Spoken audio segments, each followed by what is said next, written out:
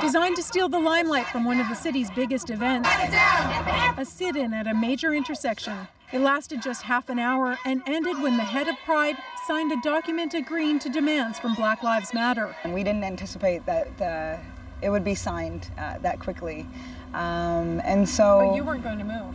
We weren't. No, we were prepared to stay there for as long as it's necessary. I mean, you might recall our 15-day occupation of Toronto Police Headquarters. Perhaps the most controversial of the group's recent demands is to exclude police floats and booths from future Pride events. Toronto Police has taken part in Pride for several years. One Toronto officer reached out to CBC in a letter. This was his first year at the Pride Parade. He fears it may be his last. Chuck Krangle wrote, "Police officers are significantly represented in the LGBTQ community, and it would be unacceptable to alienate and discriminate against them and those who support them. They, too, struggled to gain a place and workplace free from discrimination and bias." Krangle is not only a member of the police service, he's gay. Mathieu Chantelois, the head of Pride, said that there were 1 million people waiting, many of them from marginalized communities, so he signed. But today, he said, that was just to signify the beginning of a conversation.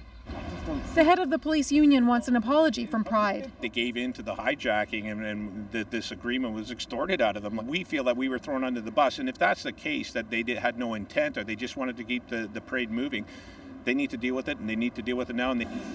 This morning, the chief of police says he can't say what happens next. Right now, it's all speculation. I'm waiting for the Pride executive to contact me. Only this year have we... BLM Toronto says it's not letting up. When we dig in, we really dig in, and we dig deep. We dig deep into our communities, and so there's always the possibility that commitments made are going to be hollow. Also today, criticism that Black Lives Matter isn't as inclusive as it claims to be. A Toronto musician wrote she tried to buy a Black Lives Matter t-shirt and was turned away. Black Lives Matter Toronto tweeted back, "As our volunteer told you, our movement shirts are for Black identified folks."